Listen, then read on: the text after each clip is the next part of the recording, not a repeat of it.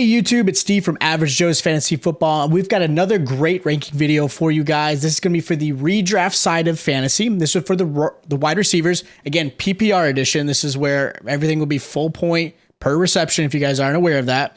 So again, this is for rankings. If you guys have already checked out our other ranking videos, we've got our running back and quarterbacks as well. Then, of course, we got our dynasty. If you're in the dynasty avenue in fantasy, you can always check out those videos as well. So we're going to jump into this. This will be our top 24 wide receivers in fantasy right now. Now, we're going to work this way backwards. As you see here, we've got Darnell Mooney at number 24.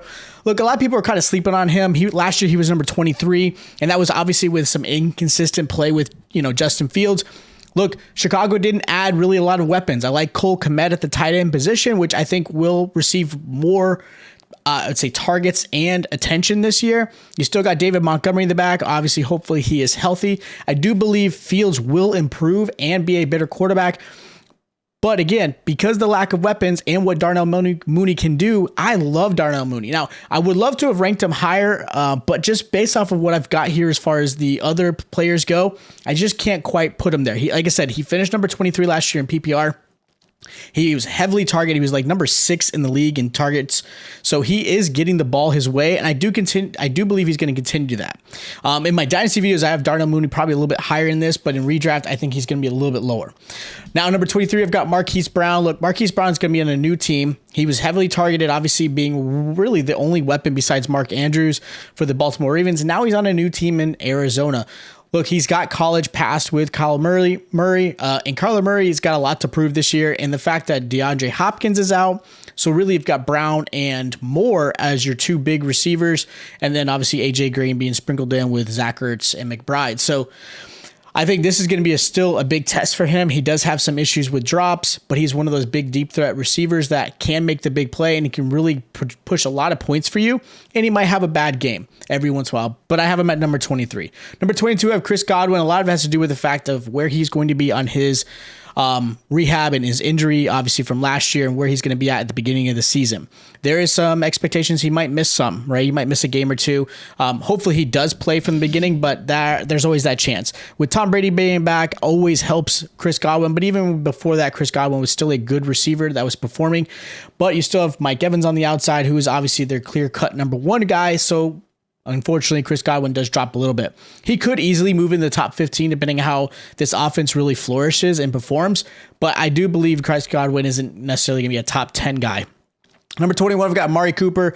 Amari Cooper, I might even flip-flop with Darnell Mooney and may even drop him completely out. Right now, I have him a little bit higher just because if Deshaun plays, or at least plays half the season, or who knows what's going to happen with this suspension, Amari Cooper does have the potential to be a top 20, obviously, wide receiver in PPR. He does have some issues where he can have some games where he just disappears. As a Cowboy fan, trust me, I've watched enough games, and there are games he will absolutely blow it up. And he's one of the precise route runners. He is a good receiver, but again, that quarterback situation in Cleveland does worry me a little bit. And the NFC North does not play. They're a really solid defensive units when it comes to Pittsburgh, Baltimore, things like that. Number 20, I've got Terry McLaurin. He's no longer in a contract here due to obviously the extension, but I do believe he's still going to be one of the premier wide receivers in fantasy. He does obviously have a new addition with, Dotson on the outside, which is going to be a great asset for them. And the fact that you got Wentz, whether you like him or not, Wentz does do a pretty good job of getting the ball down the field. I think Heineke was the better option, but Wentz will still help perform. Look at Michael Pittman last year with, the Indianapolis Colts. He did still really well. And Terry McLaurin is one of those.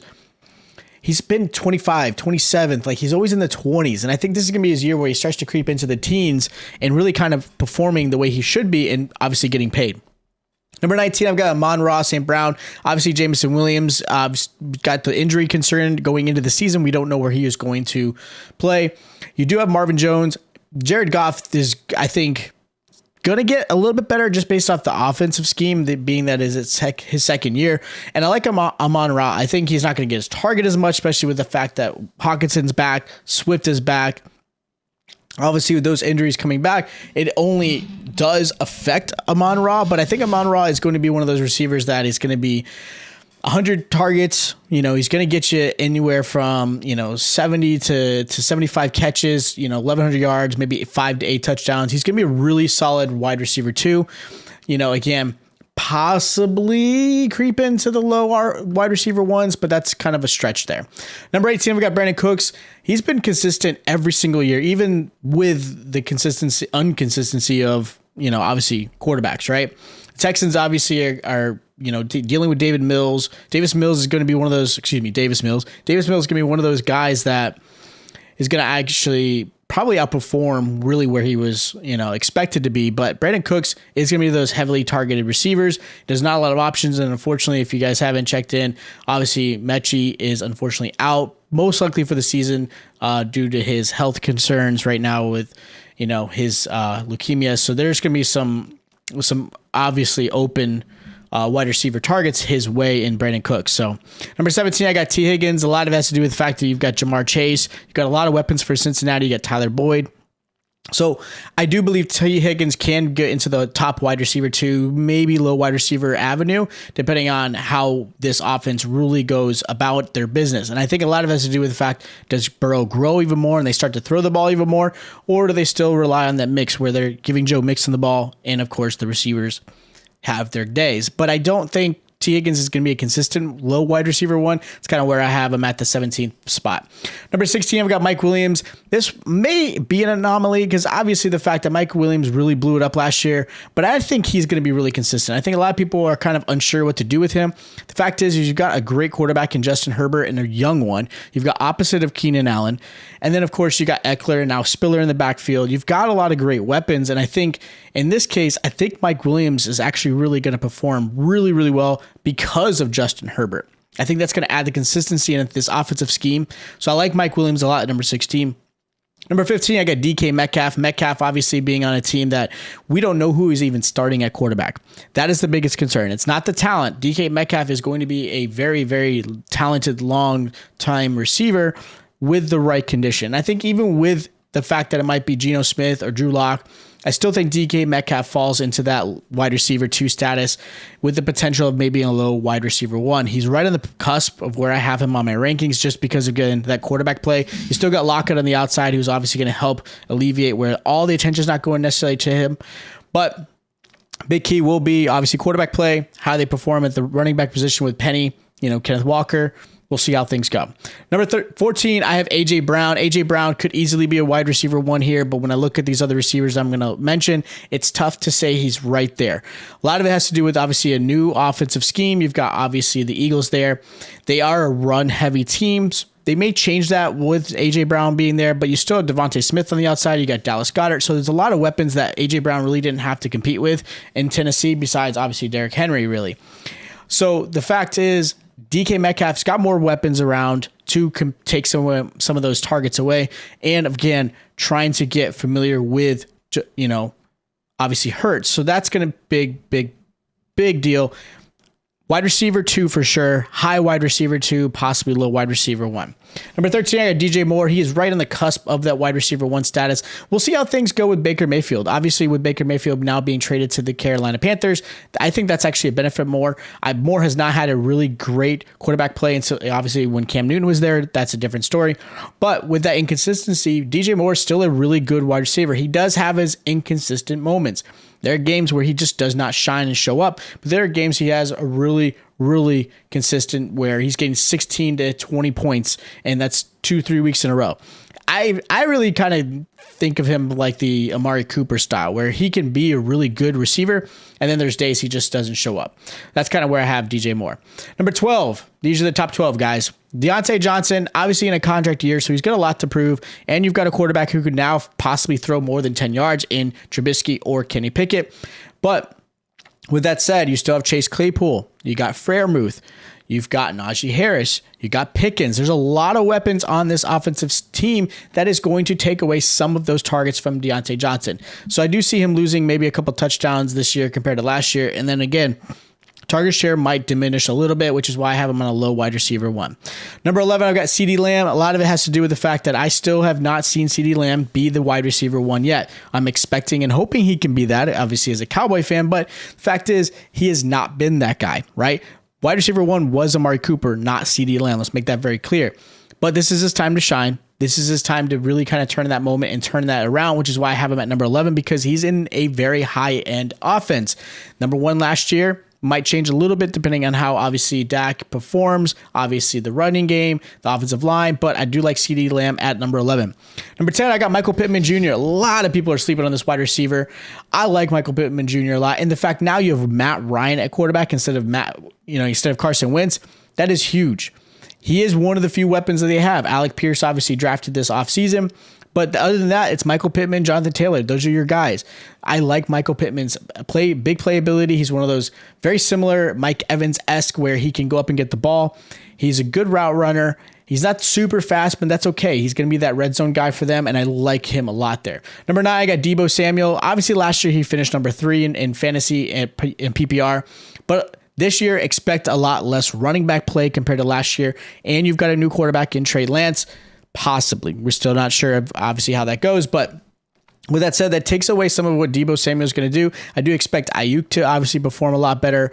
And again, this is a Kyle Shanahan offense where there's going to be a lot of running, a lot of running backs, big plays, and then, of course, depending on how Trey Lance performs. Number 8, we've got Tyreek Hill. Obviously, now being part of the Miami Dolphins does affect him as far as where he is in the rankings. He obviously would have been ranked higher had he been with, obviously, the Kansas City Chiefs with Patrick Mahomes at quarterback. But the fact is he's got a new quarterback in Tua, who obviously, if you've been hearing, Tyreek is hyping up like crazy, which I don't blame him. You're the wide receiver and you need to make sure your quarterback has confidence and obviously feeds you the ball. Not to say, obviously, Tua is not a decent quarterback. We'll see how things perform. But the fact is, I have Tyreek Hill down at number 8 because of the fact I don't know where this truly really is going to be. Tyreek is a speedster. He's got a good receiver on the outside with Jalen Waddle and obviously Gesicki in the middle with the tight end position. So I think Tyreek could even surprise me and still be in the top 5 rankings. He has that potential and talent. But until I see some things right now, my rankings, I have Tyreek at the number 8 spot. Number 7, I've got Keenan Allen. Again, another receiver that a lot of people sleep on. He can be a low wide receiver 1, mid wide receiver 1. I think he's got that type of ability. He's always been very consistent. And again, the fact that you've got a Mike Williams who's been really performing really well. You've got Justin Herbert, who is a very good quarterback who's only getting better. And then a great running game in Eckler and then now Spiller added. I like Keenan Allen. He is absolutely one of the best wide receivers in this league. Please stop disrespecting this man. Make sure you draft him. Number 6, I got Mike Evans. He was top 10, obviously, last year. With Godwin hurt, he could easily be in the top 10 again. And he performs even whether he has Tom Brady. He has obviously had Jameis Winston in the past.